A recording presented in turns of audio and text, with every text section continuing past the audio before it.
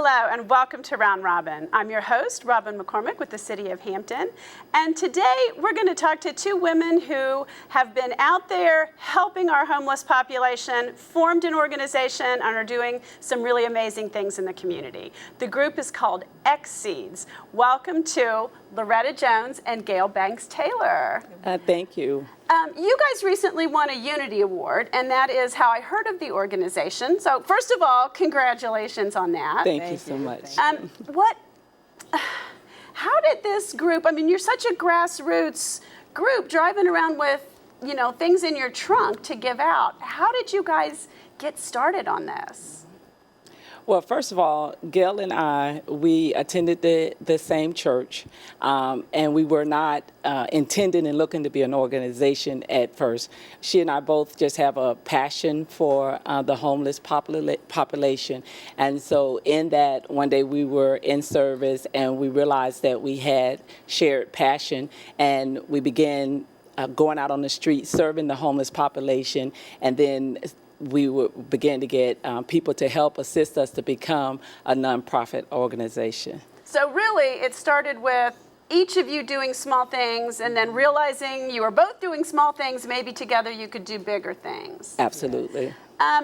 Gail, let's talk about why the homeless. How did you get started? Why did that become your passion? This started a long time ago with me, with my grandmother.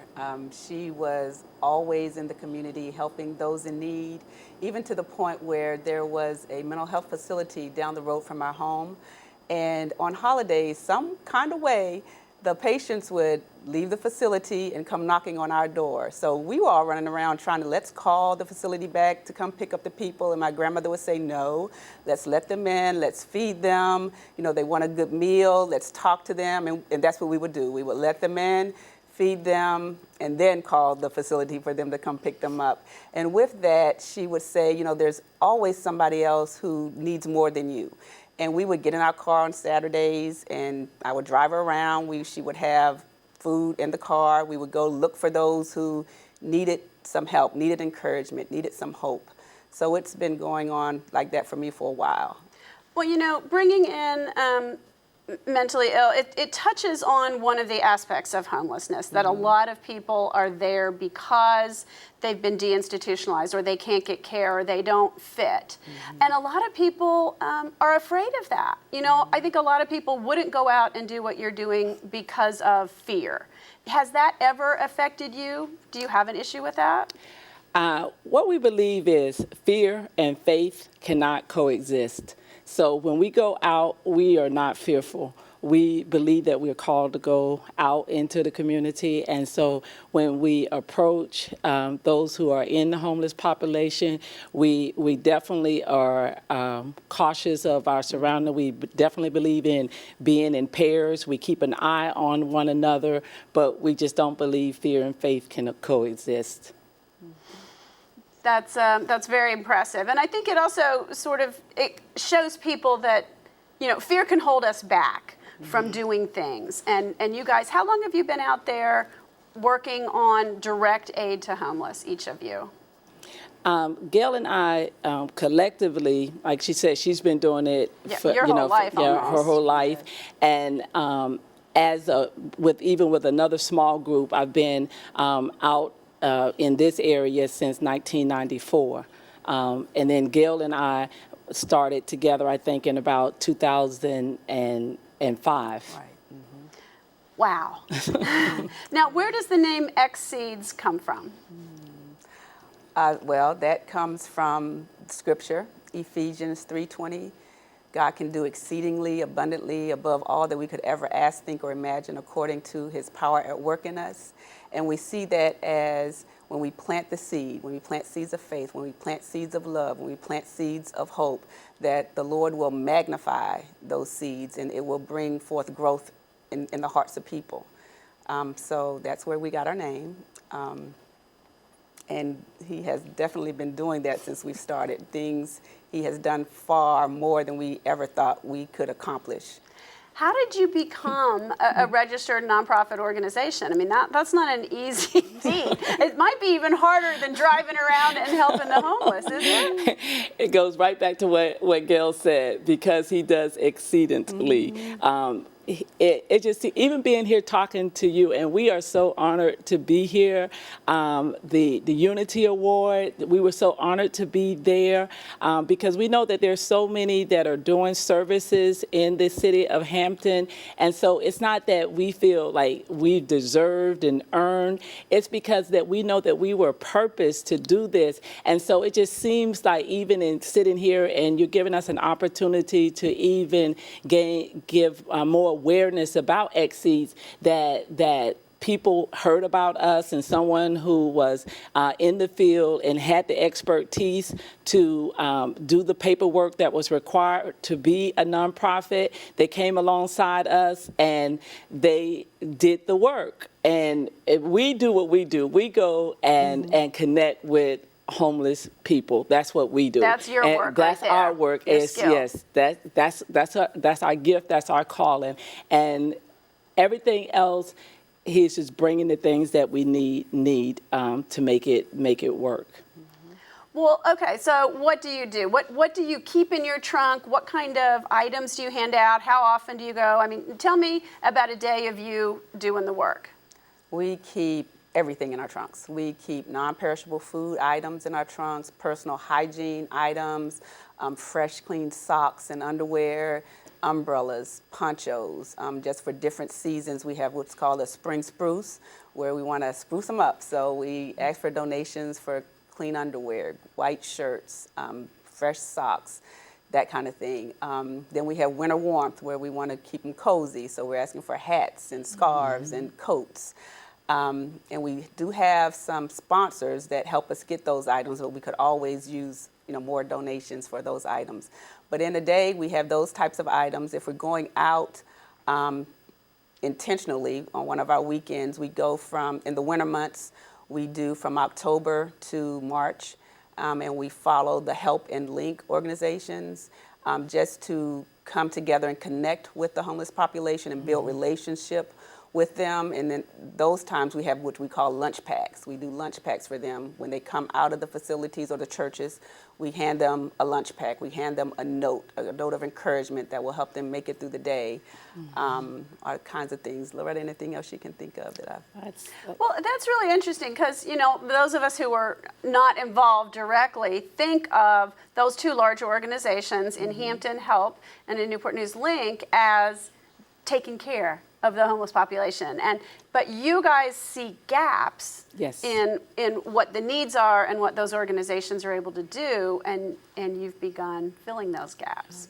So at night, if they're in the Night's Welcome program, they fix them breakfast, and then they're back out on the streets, and you guys give them a bag lunch on their way out? We give them a bag lunch if they need a scarf or a hat, if they need a heavier coat.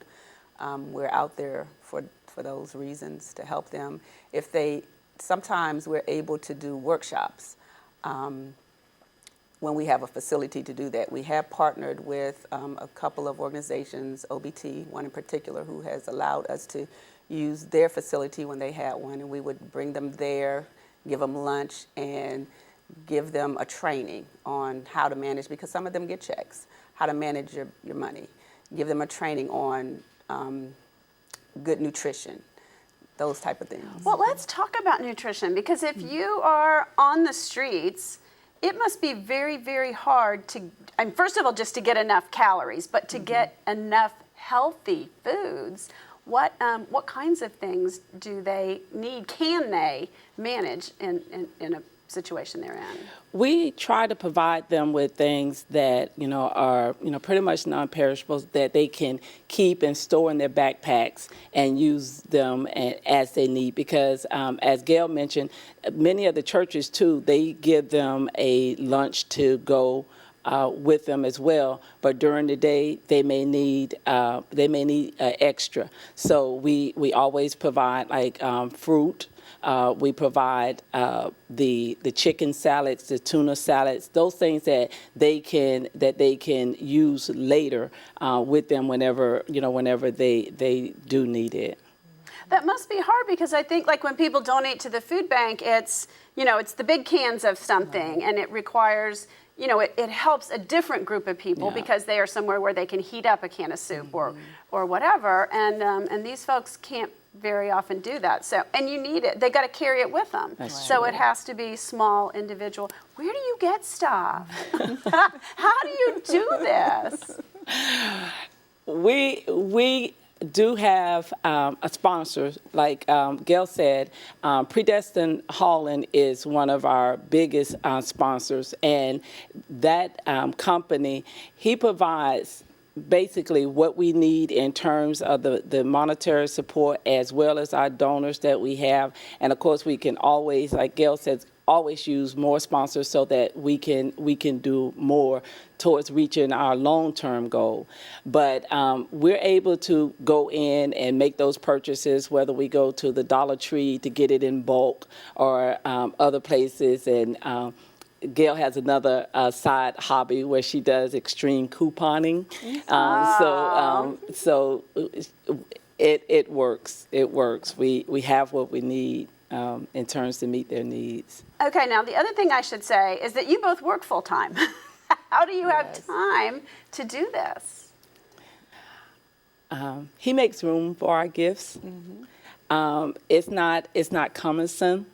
It's a matter of just time management and the things that we put in our lives as what's a priority for us. So it's not where we're saying, oh, just a major sacrifice. No, it's our lifestyle. It's a part of our life. So it's not like trying to fit in how we serve the homeless. It's part of our lifestyle to include them. And we both have husbands and families, and they are 100% in it also. Yeah, they would have to be supportive, I think, after. I mean, Yeah. it's probably, so if your trunks are full of stuff, your garages or your storerooms or wherever you keep things are probably full. Absolutely. So what is the long-term plan? You mentioned that you want to grow the organization and provide more services. Our long-term goal is to have a supportive 24-month transitional home. And in that 24-month period, we are looking to provide a comprehensive life skill training for men, and our second phase would be women. We primarily deal with a lot of men right now, but in it, our vision is that we see like homes, like 8 to 10 in a home setting where they have opportunities to grow in life skills. We want them to have opportunity to be equipped physically, spiritually, mentally, financially, just to be whole so that they can go back into our Hampton communities and be productive. So in that, we want them to have opportunities where they can go back into the community and serve. So during that 24-month period, they would be required to do volunteer services that they can give back to Hampton Roads, and they'll also have opportunities to be part of a mentorship program. We want to get them connected to other men who can help them through the process, because Gail and I, we realize we're female, and men need to be ministered to and served by men that understand their issue. So we're kind of like the conduits. We can go into those places and make the connection, because I believe if they develop a trust with Gail and myself, that if we can then get them, if they trust us, then if we turn them over to someone else, then we believe that they would trust them. And so long term, we just hope to get them in to then bring them out so that they can be whole again. And that's hence our vision statement, cultivating lives from homelessness to wholeness. All in that. You know, this is starting to sound like a stupid question, but what is the biggest need for the homeless population? Is there one thing that would help them, or is it just there's so many issues that they face that it's a really complex situation? I think it's a real complex situation. The main thing that they need is to be off of the streets. Once in a shelter, in a home environment. That's the main thing. Once we can get them off of the streets, then we can start addressing their other issues. Right now, we're like, it's like survival a Band-Aid. right now. We go in and we meet that immediate need. But if we could bring them off of the streets into a place where they are settled and secure, then we can start focusing on the myriad of issues that they're dealing with. Okay, now for people out there who are thinking, this is pretty amazing what you guys are doing, and I would like to get involved or help, how can they contact you? How can they make donations? Okay, they can go to our website. It's Xseeds.org.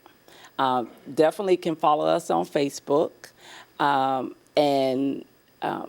Most of the information, all of the information, they will find on the Facebook page and or our website. Okay. Is there anything you want to tell folks before we close about what you do or how folks can help you?